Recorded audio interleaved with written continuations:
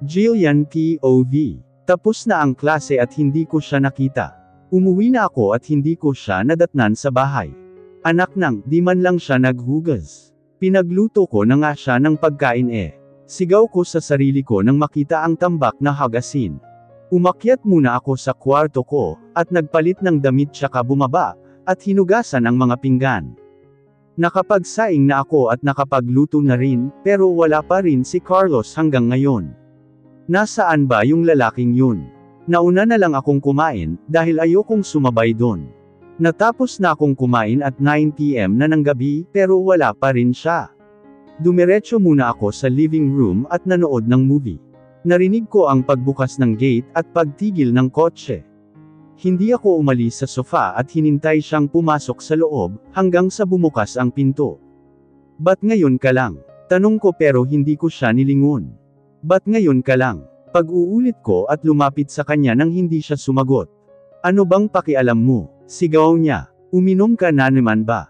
Ano bang pakialam mo sa ginagawa ko? Carlos, asawa kita. Asawa? Meron bang kasal na pero nakikipaglandian pa sa iba ha? Sigaw niya at tinulak ako, kaya tumama ang likod ko sa dingding. Lumapit siya sakin at hinawakan ang pangako. I don't want you near Seth nor other boys. You're only mine, Jillian.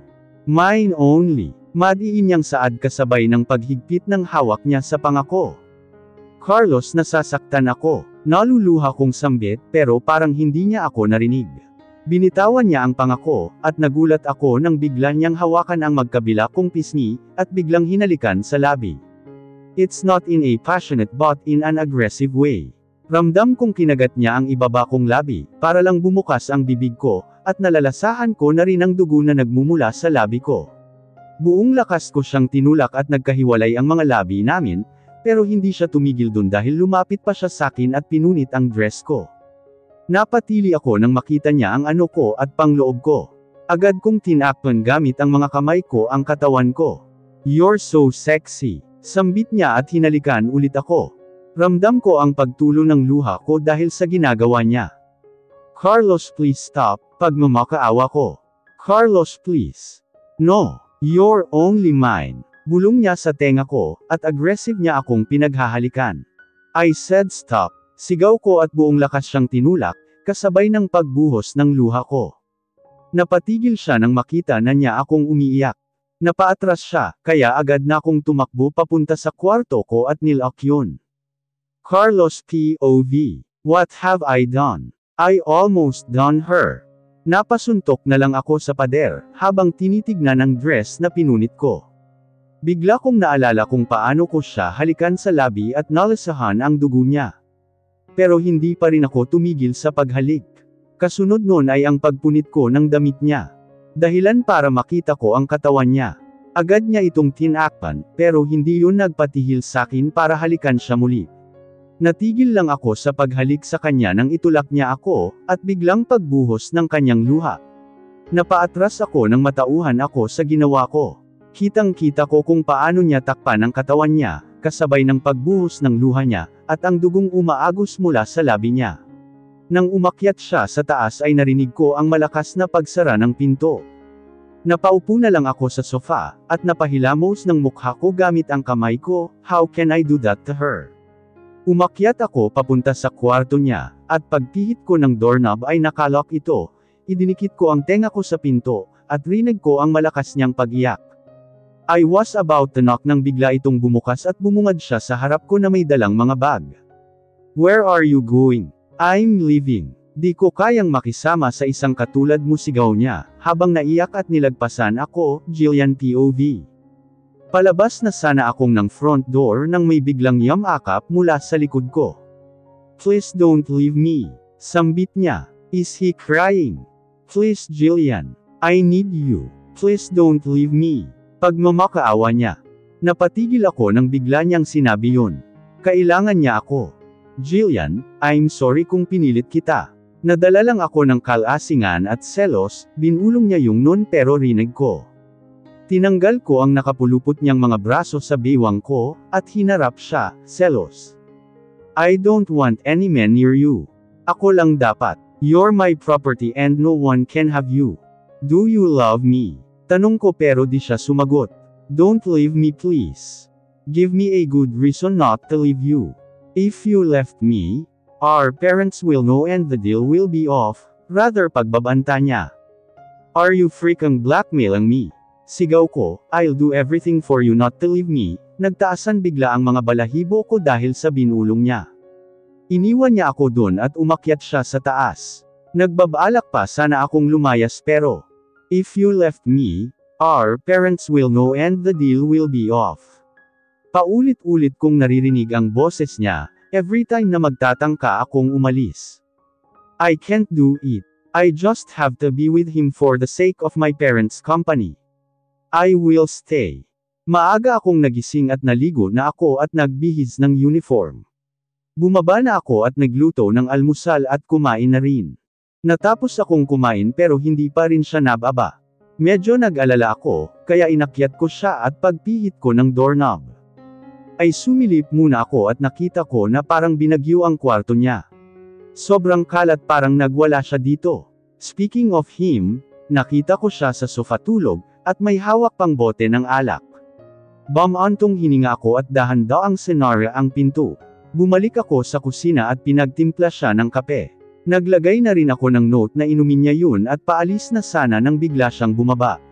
Gulong-gulo ang buhok niya, pati ang damit niya ay puro gusot. You didn't leave? Tanong niya. Mauuna na ako sa university, may kape dyan at nagluto na rin ako ng pagkain mo. Kung may hangover ka pa rin, huwag ka munang pumasok, naiilang kong sambit at iniwan siya doon. Nakarating ako sa university, at naglalakad ako sa hallway nang biglang may nagtakip ng mga mata ko. Narinig ko ang palihim niyang pagtawa, kaya nakilala ko na kung sino ang nasa likod ko. Seth. Natatawa kong saad. Hindi. Pag-iiba niya ng boses. Wag ako Seth. Ikaw ang lagi kong kasama. Kilala na kita. Saad ko at tinanggal ang mga kamay niya. Ba't ako di pa kita kilala pag ginaganyan mo ako? Nakanguso niyang sambit. Ang cute niya. Ewan ko sa'yo. Siguro matalas lang talaga ang sense ko, pang-asar ko at ginulo ang buhok niya. Ay grabe ginulo talaga ang buhok ko. Saad niya na mas lalong ikinatawa ko. Seth, sigaw ko nang bigla niyang kinuha ang libro ko sabay takbo. Hoy Seth, akin na yan. Habulin mo muna ako. Natatawa niyang sambit kaya hinabol ko siya. Pinagtitinginan kami ng mga tao. Seth, inis kong sigaw habang hinahabol siya. Ang bagal mo. Sigaw niya at patuloy pa rin siya sa pagtakbo. Patuloy kami sa paghahabulan nang bigla kaming hinarang ng mga kaibigan ni Carlos. Bakit? Tanong ni Seth sa kanila, habang ako naman ay nagtatago sa likod niya. Tinignan nila ako kaya napalunok naman ako bigla. Pinapatawag ka ni boss, biglang sambit niya sakin. Boss? Sino? Tanong ko pero hindi sila sumagot. Mga tol, tinatakot niyo lang yung kaibigan ko Jillian, halika na, saad ni Seth at hinawakan ang kamay ko. Paalis na sana kami nang bigla namang hawakan nung lalaki ang kabila kong braso. Bitawan niyo nga siya, sigaw ni Seth, sino ka para sundin namin? Madiing tanong nung lalaki, aray ko, bitawan niyo ako. Sigaw ko, sumunod ka na lang samin, saad niya sabay hila sa akin, kaya nabitawan ako ni Seth. Jillian, sigaw niya pero hindi makatakbo papalapit sakin, dahil ipal tong mga lalaking to at pinagtutulungan siya. Hoy tigilan niyo si Seth. Sigaw ko habang hinihila nila ako palayo. Hindi nila ako pinakinggan, at kinaladkad papunta sa parking lot, and there, I saw him leaning his back on his car. Binitawan nila ako at halos hindi ako makagalaw. Hindi siya kumikibo. At nakapamulso lang siya habang nakayuko. Where do you think you're going? Napatigil ako sa paghakbang palayo nang bigla siyang magsalita. Carlos, di ba sabi ko, lumayo ka kay Seth? Mahirap bang intindihin yun? Madiin niyang sambit, Carlos. Gusto mo talaga yung ginagalit ako saad niya sabay angat ng ulo. Sige pagbibigyan kita, sa sobrang takot ko, ay napatakbo na lang ako. Lumingon ako at hindi ko naman siya nakitang sinusundan ako, pero patuloy pa rin ako sa pagtakbo hanggang sa ouch! Sigaw niya at sabay kaming bumagsak sa sahig. Watch where you're going, sigaw niya nang tulungan siya ng mga kaibigan niya na tumayo. I'm sorry. Are you blind? Sigaw niya sa mukha ko. No, I'm sorry. I'm not looking where I'm going. Then you're careless. The juice is all over me. Sigaw ng kasamahan niya. Blame her. She's the one who made me do it. Sigaw nung nakabangga ko. Nilapitan naman ako ng babaeng natapunan ng juice, at sa bunot at sampal ang natanggap ko, "You're so pathetic." Sigaw niya at tinulak ako kaya napaupo ako sa sahig. Sunod naman na ginawa nila ay tinapunan ako ng juice sa ulo, at binato pa sakin ang plastic bottle. Ouch! Please stop. Pagmamakaawa ko. Do you know how much is this uniform? Then you'll just ruin it. Sigaw niya. I didn't mean it. It was an accident.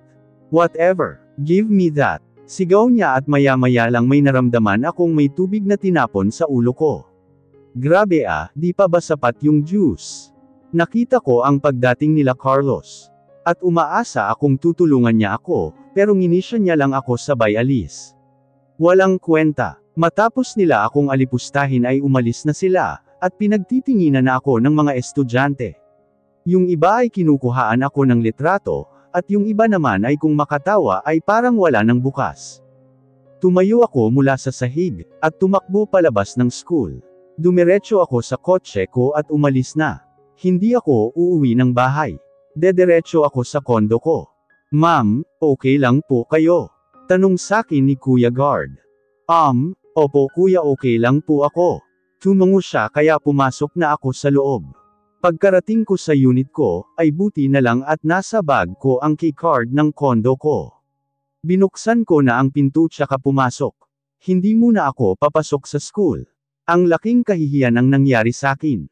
Hey there readers. Ako nga pala ang pinaka-gwapong kaibigan ni Carlos.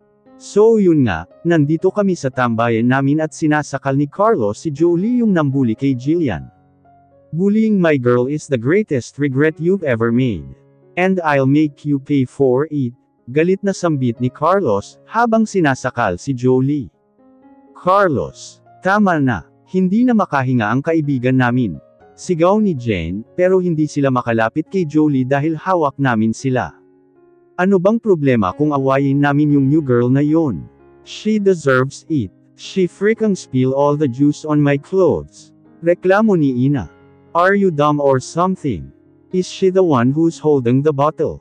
Tanong ni Carlos at natahimik siya. No, but she's the one who bumped Jolie, that's why she spilled her juice on me. Pagdepensa niya. Then why don't you blame your friend? Sigaw ni Carlos at tinulak si Jolie, kaya sumalampak ito sa sahig. Why would I blame her? It isn't her fault. Oh really? She's the one who's holding the bottle, right? Yes. But that. Don't involve her. Your friend should have closed the bottle and this won't happen. She isn't drinking it right. Sigaw niya at natahimik silang tatlo. I don't want you near my girl ever again. Or else, lahat kayo lagot sa akin, matalim niyang tinignan silang tatlo bago umalis. All of you, kung sino man, ang may picture ng pag-alipusta kay Jillian, better delete it now. Or I will make you life like miserable. Sigaw niya sa mga estudyante, at agad naman nilang nilabas ang mga phone nila. Ang dami palang kumuha ng litrato ni Jillian. Inutusan kami ni Carlos na suriin lahat ng phones nila, at inabot kami hanggang hapon dahil may iba pang ayaw ipakita sa amin ang mga phones nila, at may mga ilang estudyante ang hindi nag-delete, kaya parusa ang abot nila kay Carlos. Don't you ever bully her again. And if you do, I'll make your life miserable until you're studying here at my university. Do I make myself clear? Sigaw niya at sarilihang tango naman ang mga estudyante. Mahal niya ba talaga si Jillian? Bulong ni Jeff. Sino kausap mo? Tanong ko. Sino ba nasa tabi ko? Kaming dalawa. O edi kayo ang kausap ko. Inis niyang sambit. Abay malay ko. Tinamaan na siguro. Saad ni Migs. Tinamaan. Wala ngang puso yan. Pang-asar ko. Teka nga, ba't di na lang natin tanungin? Para tayong mga iwan dito nagbubulungan Reklamo ni Jeff at sabay namin siyang sinapak sa braso, siya yung unang bamulong, kami aawayin. Ang galing. Carlos POV. Magsasalita kayo o tititigan nyo lang ako? Inis kong tanong sa kanilang tatlo. Sabay-sabay naman silang naghampasan na parang hindi nila alam kung sino ang magtatanong. Ano ba yun, Gab? Ha? May sasabihin ba kayo sakin o wala?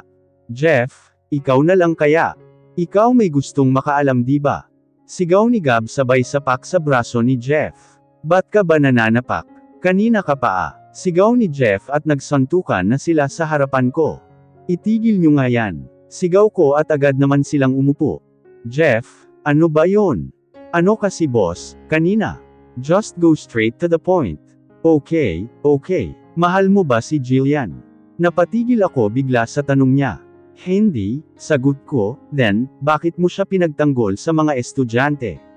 I'm just doing it because she might tell her parents what happened and they might stop the deal. I know their company is going bankrupt so I'm just helping them to recover their company. No feelings at all. Tanong nilang tatlo. None.